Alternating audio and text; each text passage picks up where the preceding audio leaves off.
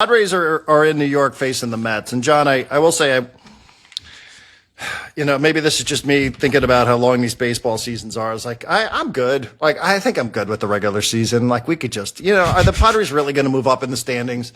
Are they really going to move down in the standings with 12 games to go? Are they going to climb into the top wild card seed? Are they going to compete with the Dodgers for a division? And I thought probably not. And then I looked at the standings again, and I looked at the way the Dodgers are playing, and I realized that the Padres aren't very good away. They're not good away from Petco Park, especially not good against teams with 500 plus records. Mm-hmm. And they have to play that team and the Mets tonight, even though the Mets have been spiraling. Really and bad. I thought, would I just be willing to give up the rest of the regular season and just live with being the 5 seed in the National League at this point?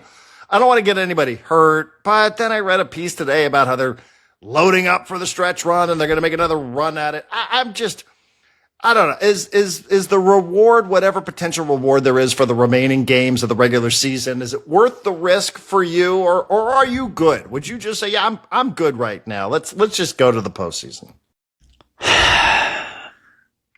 There are 12 games left, and they are 2 games back of the Dodgers. Until that becomes a bigger gap with less games left to play, I think I would still be like, I don't know. We could get hot for 4 games and they can get cold for 4 games. Things have happened. I'd go for that.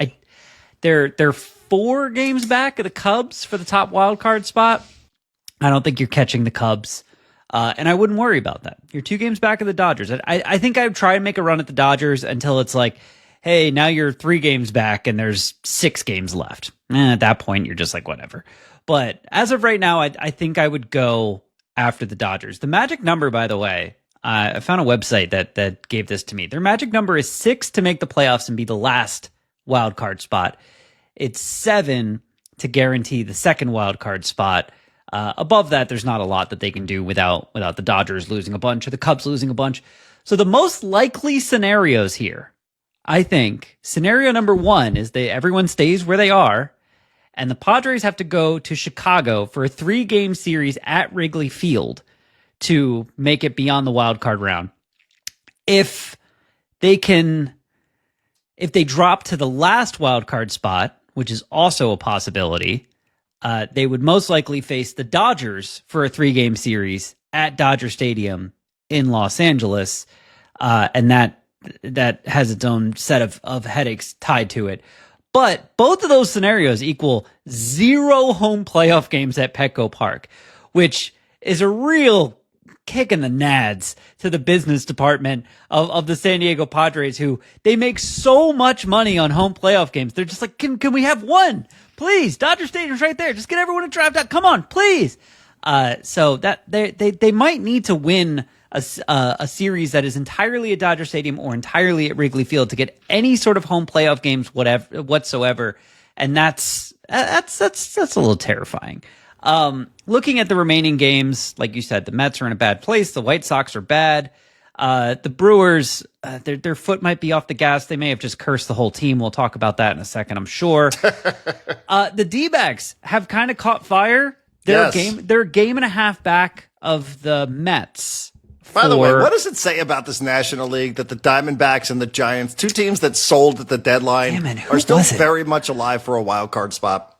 I forget who it was. It may have actually been the Craig Calcaterra that you referenced earlier, who pointed all this out. And he was like, look, if your team sells at the deadline and then catches fire in the second half to the point that you make the playoffs anyway, he's like, I don't care what narrative you want to spin. That tells me that the league sucks right now. That tells me that baseball's bad right now. If you can sell your best players and still make it into the playoffs, no, the league is just too watered down and anything can happen. And at that point, it's not really a skill competition. It's luck and money. And I think he's right about that. I think that is what that says. So I'm not rooting either way on that, but so it's probably not great for the league, for the Diamondbacks to have sold and then suddenly be in the playoff hunt, but it is what it is. It is what it is. Now again, I sort of said, all right, I think I'm over this. Let's just move on. Here's why I'm wrong. So Dodgers lost to Philadelphia last night. Mm-hmm. Dodgers have to play 2 more games against the Phillies today and tomorrow. Then they have to play 4 games against San Francisco. Then they play 3 at Arizona, and then they play 3 at Seattle to end the year. Now, I don't know where Seattle's going to be mentally when we get to September 26, 27, 28. But, John, you just highlighted some of the games that the Padres have remaining on their schedule. I'm looking at that if I'm sitting in the Padre clubhouse and thinking, we might be able to catch them. We really might be able to catch them. Maybe we shouldn't be in cruise control. That's what I'm saying. Because I don't think 2 more with the Phillies, who I don't want to face. Yeah. Every time you turn around, it's either Schwarber or it's Harper. They're 8-2 in their last 10. San Francisco is a pain, and this is a time where you can bring up that there's a long history between San Francisco and Los Angeles, between the Dodgers and the Giants. Who knows what to expect there? The games are at Dodger Stadium. Right. At Arizona, I think traditionally Dodgers have played pretty well there, but you just said it, 2 games back for the Diamondbacks somehow. And then at Seattle to finish 6 straight on the road is, I'm not saying it's running the gauntlet, but it ain't easy. And if you're the Padres and you haven't played well either on the road, 35-40 and a way worse winning percentage against some of the better teams. I'm not ready to I don't know that I'm ready to concede. I think is what I'm trying to say here. So yeah, I think I'm ready to concede that we're not going to catch the Cubs, but I do think you have a coin flip chance of getting closer to the Dodgers between now and the end of the season. Might as well go for it. At New York for 3, King Pavetta Vasquez, by the way. At the White Sox for 3.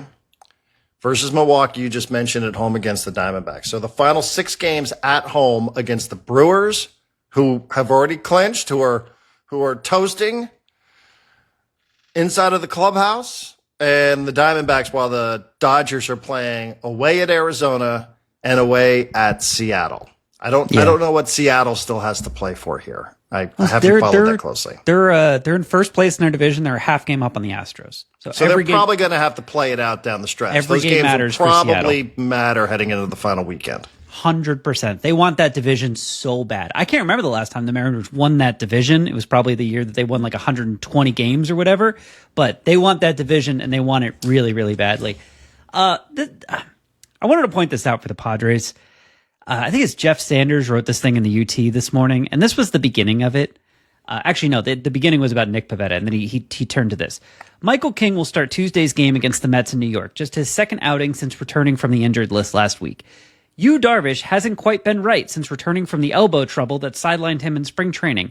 And Dylan Cease, who hasn't missed a start since becoming a full-time big leaguer in 2021, didn't know that, has yo-yoed between brief flirtations of dominance and extended stretches of so-so to subpar performances.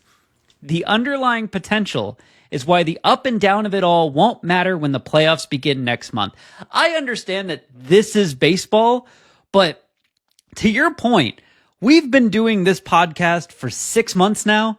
This season is 6 months long, and the Padres are still sitting there going like, a lot of potential in that rotation. Like, at what point are they just who they are? Like, at what point is it like, I don't know, man. You Darvish. I love you, Darvish, but I don't know that you can roll him out there and go, hey, man, he can outpitch anyone at any time. Dylan Cease, we've seen what he can do in his history. Like, at some point, you have to stop playing the what if game. At some point, you have to stop talking about the potential of the starting rotation, but also, I don't know that they have much else when it comes to looking at the starting rotation than potential and Nick Pivetta. So, like, this is the game they have to play.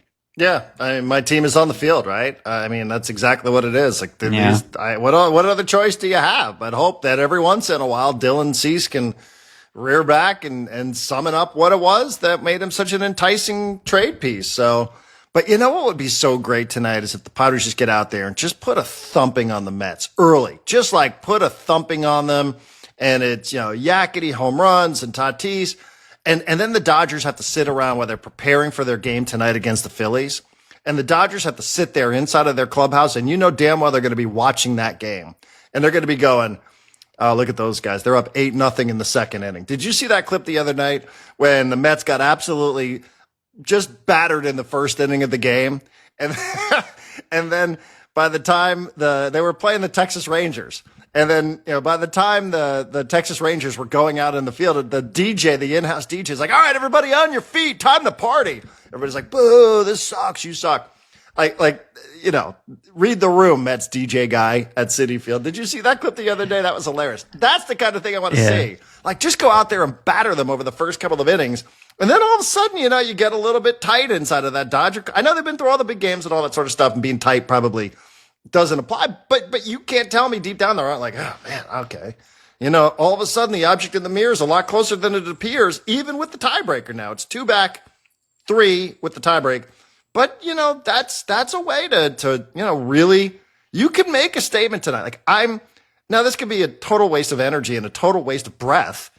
But, I would kind of love to see them just go out there and absolutely clobber the Mets in the first couple of innings, because you know what's going to be happening at Dodger Stadium. Both teams are going to be watching it. The NL East is over. Both teams will be watching it, and that will impact them. That could impact them very, very much here a little later on today. Well, and I think that if I remember this correctly, the Diamondbacks are a game and a half back of the Mets for that last wild card spot. So the Diamondbacks are going to be watching it, I guess, rooting on the Padres. But the Mets certainly want to win. Before last night, I think they got a win last night. They had lost 8 in a row. So here's the other thing. You clobber them right out of the gate. Not only them and the Padres, but the Dodgers and everyone else start going like, man, this is going to be a walkover series. The Mets don't have it. The Mets are in free fall. The Mets are spiraling. The Padres are about to sweep them. They're going to sweep them and walk into Chicago to face the White Sox, who haven't played for anything in 5 months. And then the Dodgers are going to go like, man, we can't afford to be losing games anymore. Like, it just puts pressure on them. And that would be great. That would be lovely. I know. I have seen some mixed feelings from fans on the Discord channel but we are helping some of our division rivals here. You're always helping a division San rival. Francisco. We are helping Arizona. Are we comfortable with that? And I think when you look and you see that you wake up somehow with 12 to go, even for as mediocre as the baseball's been seemingly for the last couple of weeks, and you're 2 back. You are 2 back. I think, like I said, part of me is like, all right, I'm ready. Just take your 5 seed and let's go. But I think that's not the right way of looking at it. I think that might be a bit of a loser mentality. Now, maybe that explains some of their performances, that they just felt like, this thing's in the bag. We're going to the playoffs. We're of the mindset that it doesn't really matter. But I think it does. I still think it does. I don't think you invested, as the Padres have invested financially in terms of prospect capital as well, so that you could sit there and feel content with a fucking 5 seed with 2 weeks to go in the regular season. I don't think that's really what they signed up for. At least not internally in the front office, just to guarantee them a 5 seed. That's why you gave up all your prospects, and that's why you had spent all this money. I just don't think so. That's why you didn't trade away any of these guys. No, that doesn't make any sense. So, I would hope that that's a message that's received there. I can't, I still think the Dodgers will win the division, but I mean, you have to wake up today thinking that this is a real thing. This is a real thing for all the reasons that we've already discussed. And I hope there is no complacency there just because they feel like the job is done and they're going to the playoffs. Yeah, I agree. There was too much talk in the last few days about like, hey, the Padres could clinch a playoff spot by the end of this week. Who cares? They were probably going to the playoffs anyway a month ago, right? Like, who cares? You made it to the end of cool. That's great. Do you want to go further? Do you want to win a World Series? You want to be a championship contender? Championship contenders don't care about clinching the playoffs. They care about being in a position to go further. So that's by the way, where you'd much rather be at home, to your point from earlier. I mean, do you want to thank your fans? Do you want to do something for your fans that have shown up and sold out every other game? They've sold out 100 games this year somehow, which is impossible mathematically, yet they've still done it. Do you want to reward them and give them some home playoff games and guarantee them some home playoff games? I think you probably do. Do it for Grupner, if nothing else. Do it for the business department. Please.